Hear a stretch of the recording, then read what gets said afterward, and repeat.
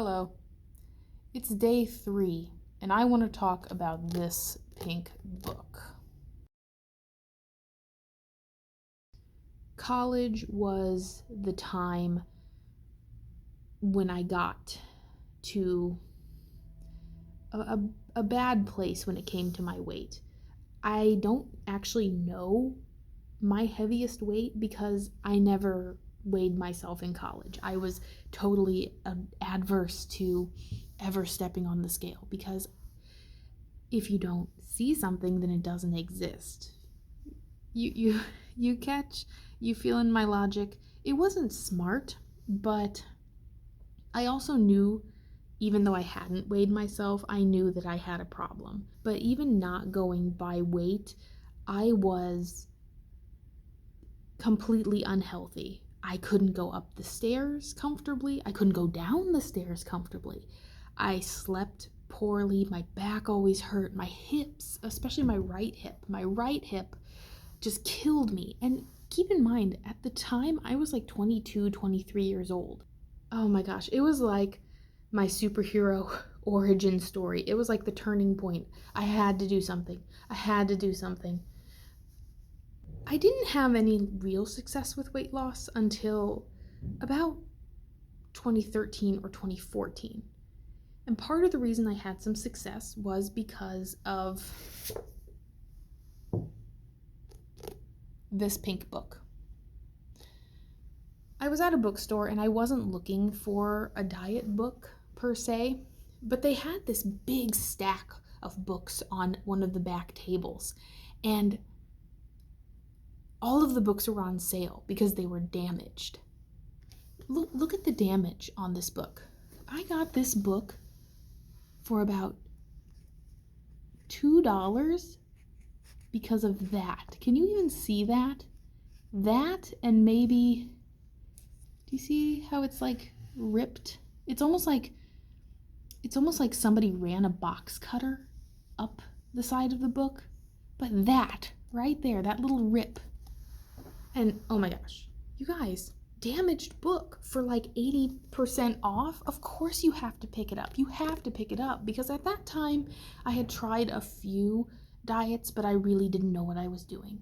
I'm not a huge fan of canned diets. You can't just mass produce a diet and say it's going to work for everyone. There's so many bodies, there's so many people, there's so many preferences out there in the world. Like, to say that one system is going to work for everyone is massively short-sighted. So unless you've had a doctor or a nutritionist or a dietitian write you your very own diet program, picking up a pre-made diet program probably isn't going to work. And while this had a lot of great advice in it, I'm at work right now. I'm on break, but I'm gonna go pick that up. Hang on. I'm back. Did you miss me?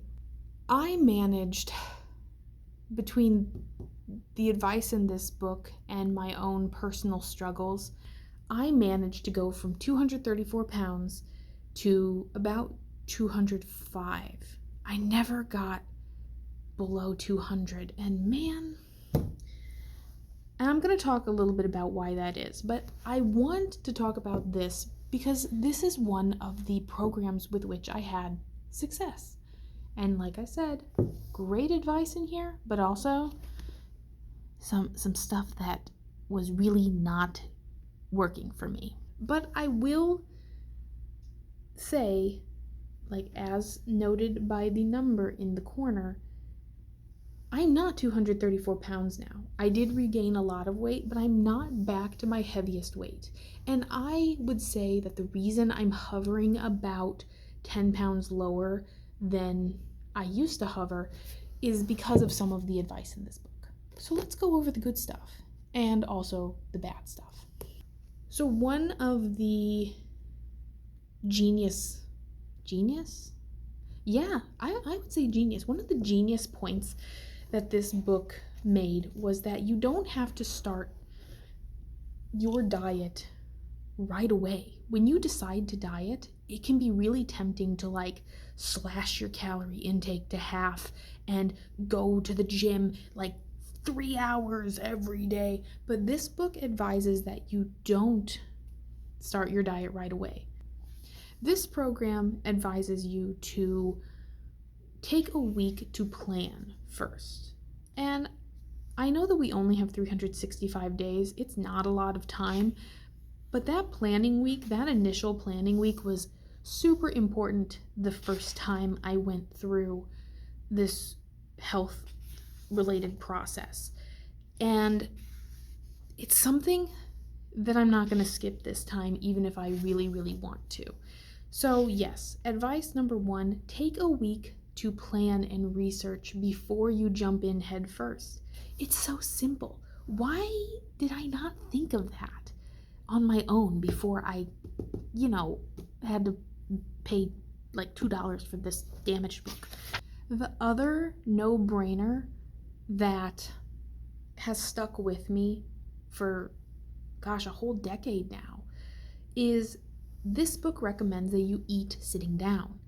Again, something that I think most people don't consider every time they eat, but I am a notorious grazer, and that's one of the reasons I think that I got so big in college. I didn't eat at regular set intervals. I would just walk through the kitchen and grab something, walk through the kitchen, grab something, walk through the kitchen, grab something. Every time I walked through the kitchen, back and forth, however many times a day I passed the kitchen, I grabbed something. And it really added up. And the other thing is, even though I was eating fairly constantly, I never felt satisfied. Nowadays, I try to eat sitting down. That means if I walk through the kitchen and I want a handful of chips, I will grab that handful of chips and then put it on a plate. I'm the kind of person who has to see it in front of me. If I do not see the food presented in front of me, I will not feel satisfied. I have like an eyeball to brain connection when it comes to food. I have to see it. I have to make eye contact with that food before I really believe that I've eaten it. So, sitting down, great advice. Love it. Why didn't I think of that before? And another important point that Dr. Beck told me that I feel like I should have realized way earlier is to say, oh well, sometimes. That dieting is such a hard thing to do. If it were easy, anyone in the world would do it. There would never be anyone who looked differently than what they wanted to look like. It's hard. And if you are struggling or if you fail, sometimes you have to say, well, that didn't work. We're going to try something else. So many times in my life, I have made a plan. I've made a goal. I am such a list maker, you guys. I will write down a perfect little to-do list. And if something doesn't go exactly to plan, it's like crash and burn. It's like a plane just meow. And when it comes to dieting, you can't do that. If you find something that doesn't work, you have to toss it out, find something new. That being said, and in the spirit of tossing out what doesn't work for me, let's talk about the things that I don't like about this program. The first thing is one of the very first things that this program wants you to do. You have to make at least one diet response card. I forget what she calls it. Response card. It has something to do with response. Hang on. Advantages response card. I forgot the name because really, well, I can't really show it to you. They're more like brainwashing cards. Boy, I did not like the brainwashing cards, and they did not work for me. I actually have one of them in here. Here's my brainwashing card. It's a index card, and we'll go over what I wrote on these at a later date, but it's an index card where you write down all your reasons for losing weight. And then Dr. Beck wants you to read them. Number 1, reading directly from the book here. Daily at scheduled times. Read your card at least twice a day. Number 2, whenever you feel yourself struggling with cravings, temptations, or sabotaging thoughts. The brainwashing cards didn't make me feel better. And in fact, they caused a problem with me. I have never been diagnosed with an eating disorder. I've never really looked into whether I could be diagnosed with an eating disorder, but I do have a cycle. And I feel like it's important to go over other things with Dr. Beck as well, because one of the other things that Dr. Beck didn't do as well as I had hoped was address the issue of cravings. I can't even point to a specific spot in the book because the issue with cravings comes up throughout the book and it's never really addressed. It is a little bit, but not to the extent that I needed it addressed. Dr. Beck takes the stance that, yeah, you're going to have cravings and they're going to be awful, and you're going to read your response card in the hopes that you can stave off the craving, and eventually you'll get to the point where the cravings will go away. You will not want to eat the craving food anymore. You will actually feel glad that you resisted it. I never got to that point. My cycle went a lot more like this. I would crave a food, so I'd read my card. I'd read my little brainwashing card, but I'd still want the food, and I'd think about the food, and I would take the advice of the book and go try to find something else to do. I'd paint my nails, I'd go for a walk, I'd play a video game, but I'd want the food, and it would constantly come up until eventually I caved and I ate the food. Dr. Beck treats cravings as something that will definitely happen, and you will definitely give in to them at some point, and after that you just have to go, oh well, and hop back on the bandwagon.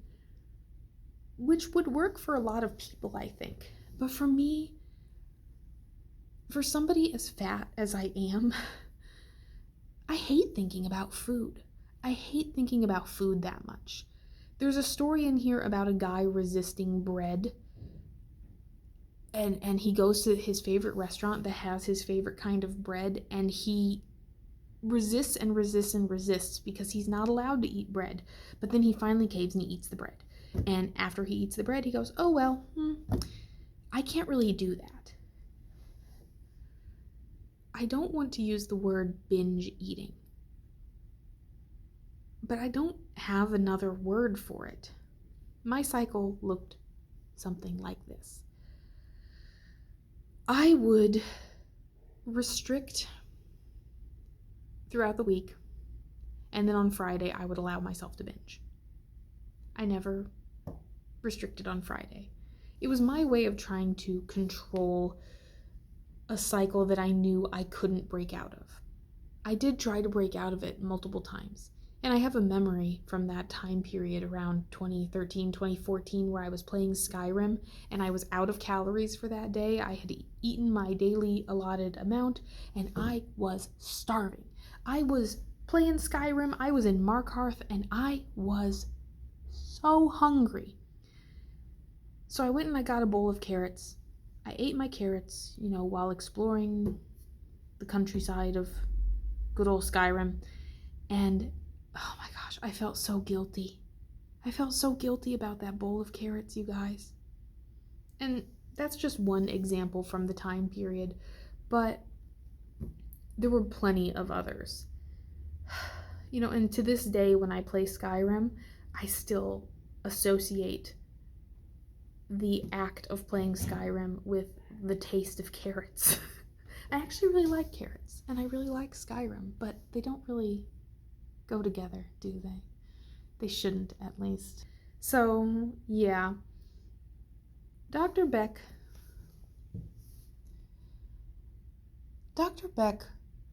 was my first diet success, but it was also my first real failure. I hit that plateau at about 200 pounds and I couldn't break through it. Now I realize that it's because even though I was restricting during the week, my binges on Friday would a lot of times cause me to consume so many calories that I was breaking even for the week. So, all that discomfort, all that shame, all that guilt, and I ended up plateauing in a way that I couldn't really break through. And finally, I gave up on it and I regained the weight. And here we are. But now, 10 years later, maybe 10 years wiser, maybe I can take what I learned from Dr. Beck, take the things that worked. Are you serious right now? I plan on taking what I learned during that first run through with Dr. Beck, taking all of the things that worked and leaving behind all of the things that didn't. And not just Dr. Beck. There's other diets too that we need to talk about. I'm going to Frankenstein together a diet that's finally going to work for me. I am going to become the strongest Amazonian princess you have ever seen. I'm not merely going to be able to do one chin-up. I'm not only going to be able to run 5K. I might even be able to eat a meal without feeling like a failure.